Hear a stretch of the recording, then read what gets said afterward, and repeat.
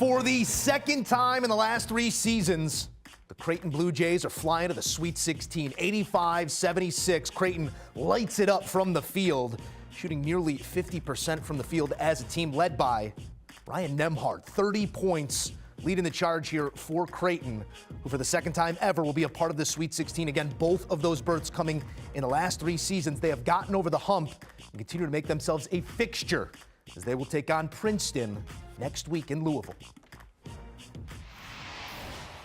In studio, breaking it down with our guy, Adam Finkelstein. Adam, taking a look at what we just saw out of Creighton, it was a masterclass from the floor. They were efficient in the way they shot it, led by Nembhard's 30. What really jumped off the screen at you in a game where they continually held Baylor, a team that has, in these moments, been one of the best in the country over the last few years, at arm's length? You know, Creighton is a team that has done it with defense for most of the season. Kalkbrenner is such a good rim protector. He anchors everything for him. But tonight it was about shot making. I mean, they just put on an absolute show. 46% from behind the three-point line, 22 of 22 from the free throw line. And sometimes, listen, you can have all the grandiose plans you want on the basketball court, but sometimes it just comes down to a make or miss game. And Creighton was making shots tonight. It's one of those teams and one of those programs that on certain nights can light it up and becomes the most dangerous team in the tournament.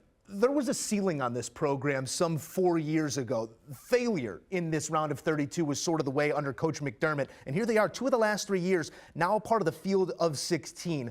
I guess if we're looking at it from 30,000 feet, what has Creighton done over these last few seasons to become a fixture in this next round? Well, I think McDermott's really established himself as one of the best coaches in the country and one who doesn't get enough credit for it. They also have a very distinct and defined system. Everybody knows they like shooters. They run great stuff in the half court. Their floor spacing is tremendous. And when they have a rim protector and someone who can put pressure on the rim offensively, like Kalkbrenner as a roll man, it creates that much more space for their shooters. And then opposing defenses have to pick their poison. That's exactly what happened tonight. Baylor tried to take away Kalkbrenner at the rim, and it led to a variety of open looks like the ones you see there for Nembhard, who was 4 of 6 from behind the three-point line.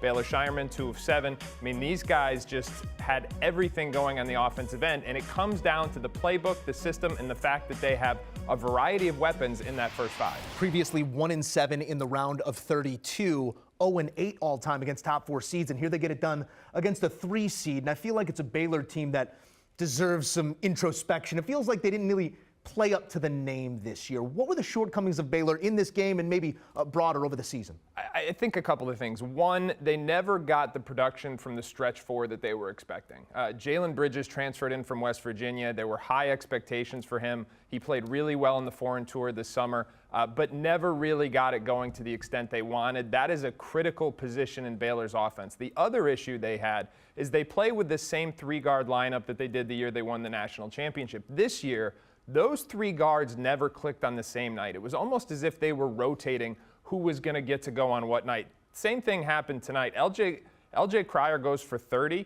Keontae George goes for 7. So they never were able to maximize the sum of their parts because they were taking turns. Whose night is tonight? It was never everyone's night at the same time. Yeah, it surely seemed like an underperformer this season in Baylor. Their season comes to a close here in the round of 32 against Creighton. Creighton's season will go on, and they will take on Cinderella, a pretty smart Cinderella, if we may, as well. Princeton in Louisville next week. I know we like to look forward to these matchups, but sometimes you have to throw away that head-to-head when you are talking about the tourney's Cinderella. How do you see these two teams stacking up? Also mixing in a little of that magic that we've seen out of Princeton. Yeah, it's a trap game for Creighton because the expectation now is, oh, their path is wide open to the Elite 8, and you've got to defend against that because you cannot allow a letdown because everybody, especially Princeton, is playing exceptionally well right now. And Princeton's got nothing to lose. They are extremely well coached. Mitch Henderson does a phenomenal job. They're playing with house money, so to speak. Princeton has everything to gain, nothing to lose, and for Creighton, they really have to make sure they don't look past the Tigers. Otherwise, could be another surprise in Princeton's favor. The season rolls on in Omaha. The celebration continues. Creighton moving on to the round of 16. Thank you, Adam. And don't forget, be sure to download the March Madness Live app to stream every single game from your phone, your tablet, your computer, anywhere you stream. You can get all the games. Download and enjoy the March Madness Live app. Do you want a sports network that delivers everything that matters about the game? The highlights, the picks, the instant analysis, no yelling, no fake debates, no politics. Hit the subscribe button and never miss a moment.